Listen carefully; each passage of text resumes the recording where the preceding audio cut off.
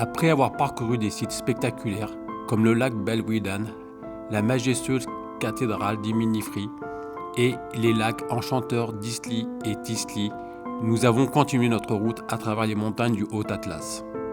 Cette traversée du nord-ouest au sud-est du Maroc a renforcé notre fascination pour les paysages contrastés et la richesse des montagnes marocaines. Les gorges du Dadès et les étonnants doigts de singe nous ont menés jusqu'aux imposantes gorges de Toudra avant de poursuivre vers les dunes dorées de Merzouga. Une idée germe déjà dans nos esprits, un futur voyage loin des routes traditionnelles pour explorer en profondeur ces vallées reculées, avec un itinéraire résolument off-road. Mais chaque chose en son temps.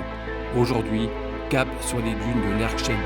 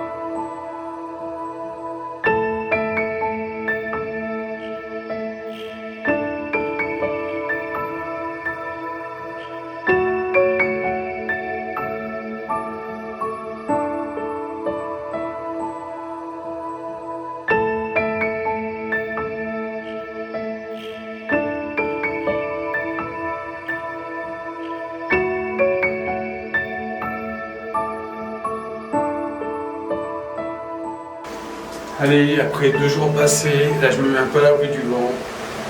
Parce que là, c'est pas possible, il y a trop de vent, il y a au moins 30 nœuds. Superbe auberge, rien à redire. Maintenant on va continuer vers la gorge suivante.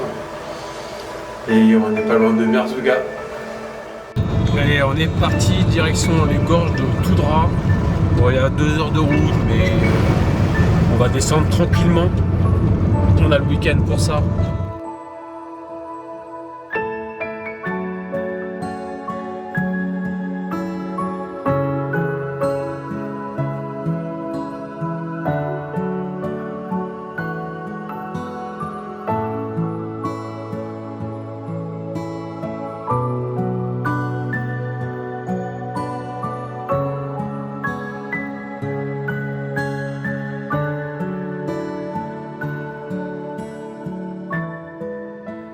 En approche des gorges de Toudra, nous arrivons à la ville de Tinrir. Nichée au cœur d'une vaste palmeraie, Tinrir est une oasis vivante entre désert et montagne. Cette ville porte l'entrée des majestueuses gorges de Toudra, séduit par ses contrastes. Des casbahs en pisé qui racontent l'histoire des tribus berbères aux jardins verdoyants qui tranchent avec les reliefs arides du Haut-Atlas.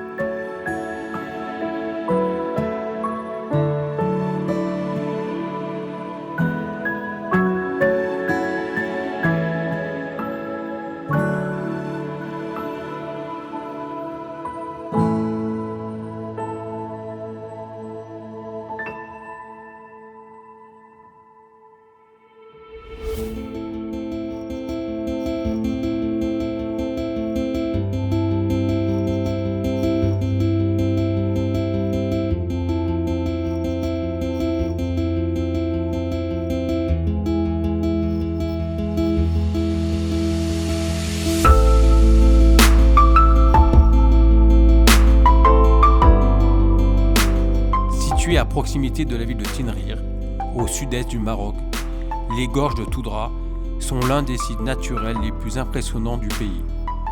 Nichées au pied du Haut-Atlas, elles s'étendent sur environ 25 km avant de s'ouvrir sur les vastes plaines du désert.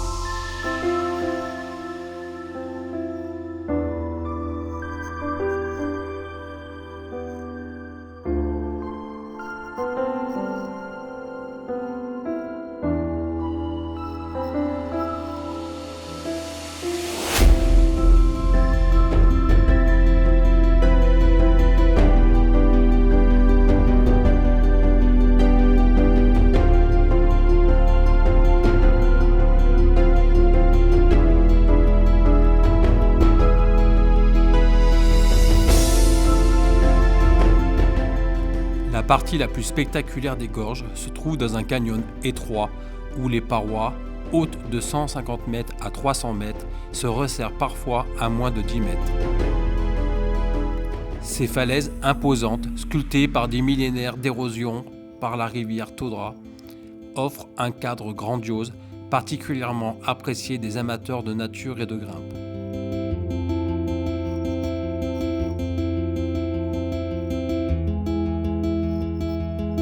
Alors là, on est aux gorges de Todra. Il y a une palmeraie qui est absolument immense. On n'a jamais vu autant de palmiers. Il y a deux vallées qui se rejoignent avec des palmiers, mais il y en a des milliers, quoi. Avec une vieille ville, enfin bref.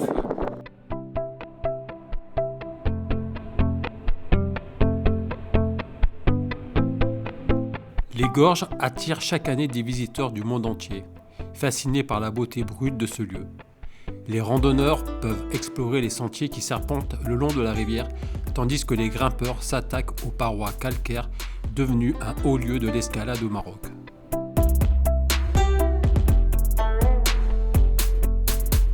En été, la fraîcheur de la rivière est une bénédiction pour les locaux comme pour les voyageurs, qui viennent s'y détendre ou profiter d'un pique-nique à l'ombre des falaises. À proximité, vous pourrez découvrir de petits villages berbères, des kasbahs traditionnels et les fameuses palmeraies qui portent le nom.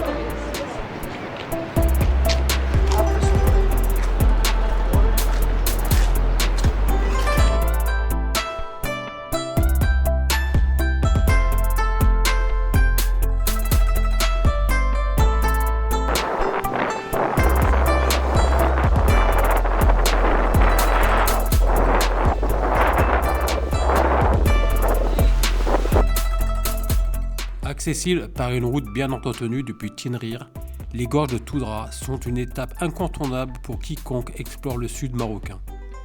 Ce lieu, à la croisée de la nature et de la culture, illustre parfaitement la richesse et la diversité des paysages marocains.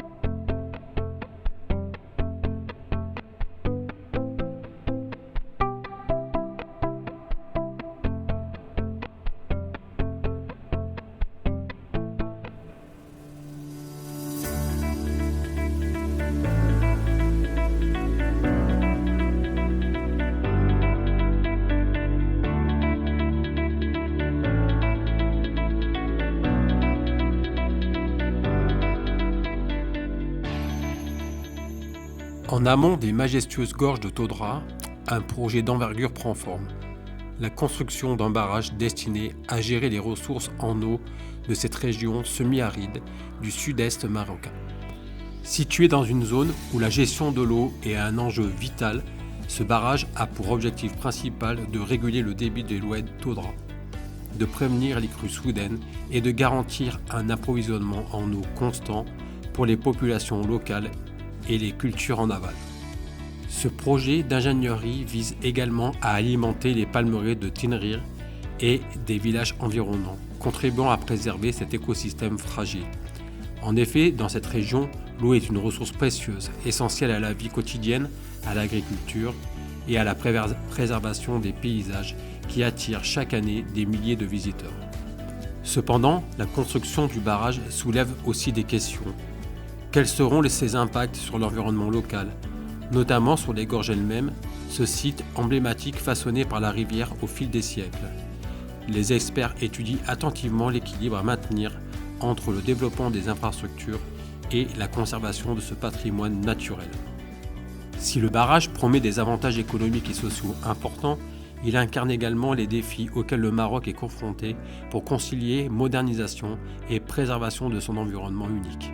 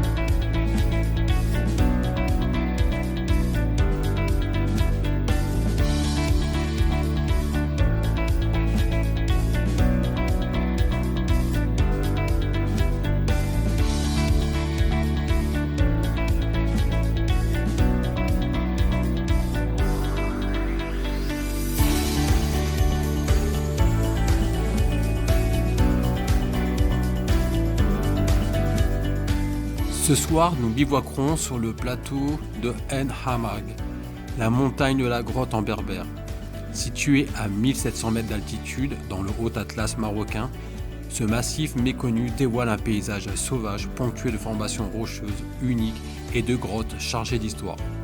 Dominé par les sommets de Mameksout et du Djel Badou, connu pour son passé colonial, ce plateau offre des panoramas à couper le souffle sur les vallées environnantes. Ici, nature brute et village berbère racontent l'authenticité d'un mode de vie en harmonie avec la montagne. Un lieu hors du temps où aventure et contemplation se rencontrent. Alors là, ça sera une nuit sans réseau. Il n'y a rien du tout. Par contre, l'endroit est somptueux. On est paumé tout seul. On a fait 30 km et on est mis les montagnes. C'est incroyable ici.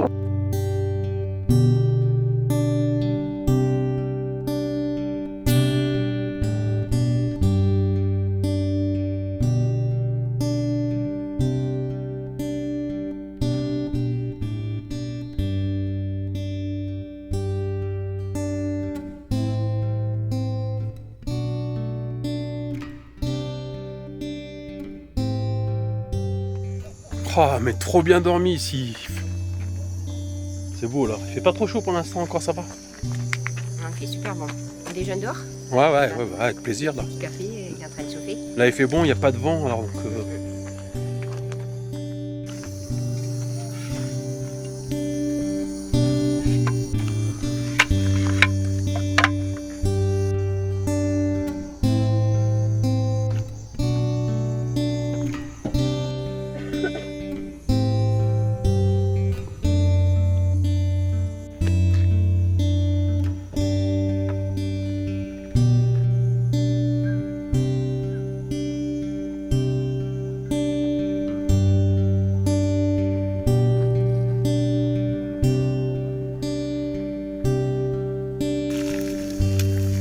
Allez, petit déj du matin là, tranquille ici. Des petits œufs dans la nature. Ouais. Ça va être cool.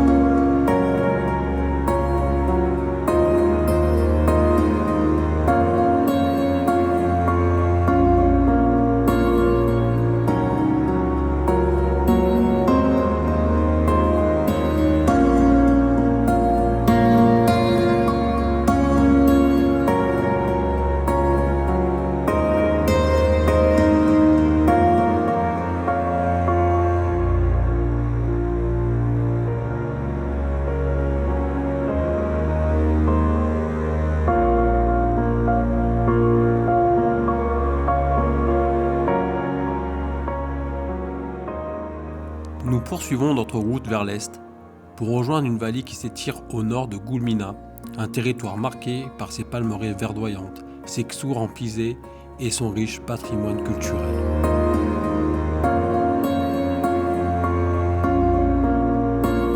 Cette vallée nous guidera progressivement vers le sud jusqu'à Goulmina, marquant notre sortie des montagnes du Haut Atlas. De là, nous emprunterons la Nationale 10, une route mythique reliant les oasis du sud marocain. Après une longue journée de voiture, nous atteindrons enfin Erachidia, une étape clé qui nous rapproche des dunes dorées de Merzouga, notre prochaine grande destination.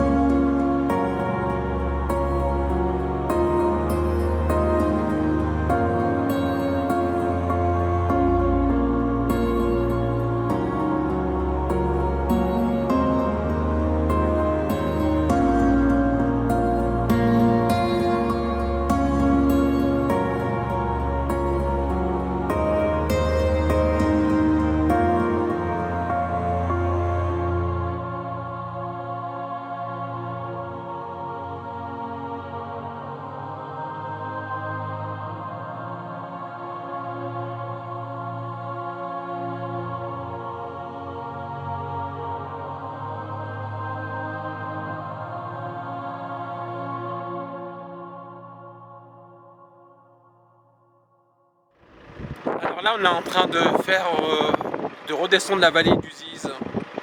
Donc on est vraiment à la fin de l'Atlas. En gros, on est dans l'axe de Merzouga et c'est beaucoup plus sec. Les paysages sont en train de changer. Bonjour, ça va bien, merci, bienvenue au Maroc, bienvenue au Gorge de Ziz. Pour la famille des Berbères, pour aller manger le couscous, c'est tagine, quelque chose. Bienvenue. Choukram.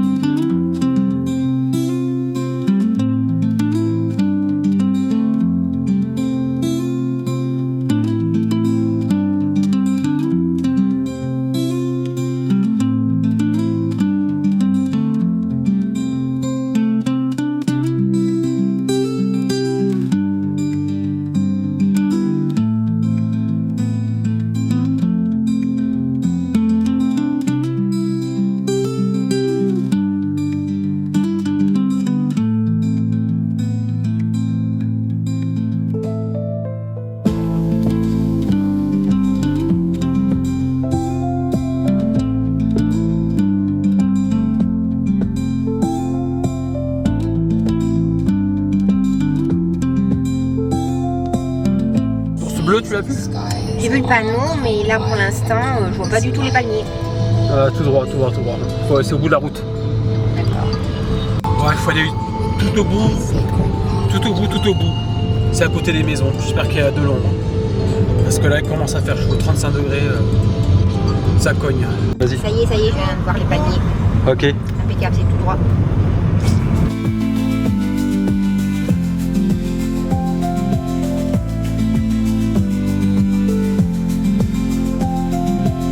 Ça doit être à droite là.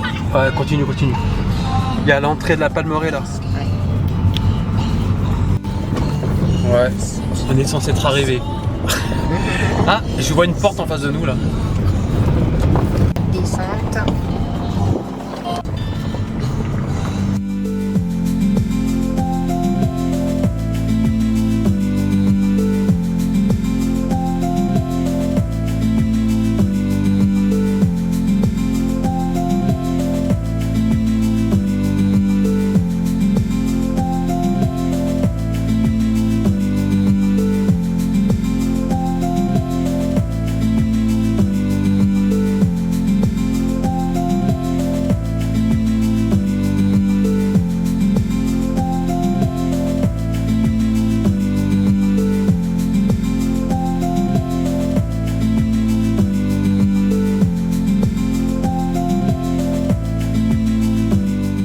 C'est bien là. Il y a des palmiers et il y a des camions. On a trouvé.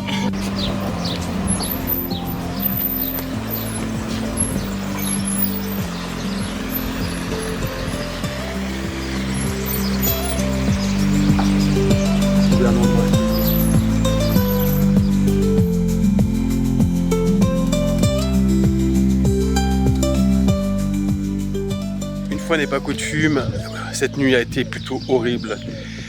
Ça a ressemblé plutôt à un concert de chiens qui se faisait du multivoix et ça a duré toute la nuit. Donc en gros, si vous voulez ne pas dormir, venez ici. Très bien pour pique-niquer, mais sûrement pas pour dormir. Par contre, le coin est absolument merveilleux. C'est super joli, quoi. Comme partout au Maroc, les gens ici sont très accueillants. Tout le monde est hyper gentil. Ça, c'est assez marquant dans cette région, quoi.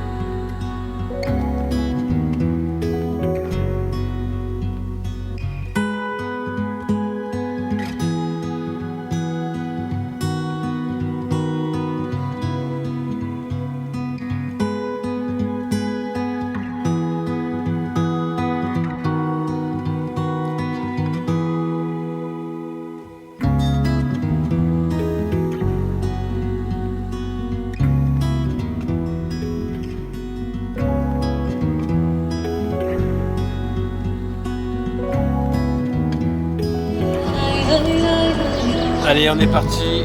On quitte la Palmeraie. Direction Mercouza. La Palmeraie de où? Je sais pas, on est où d'ailleurs?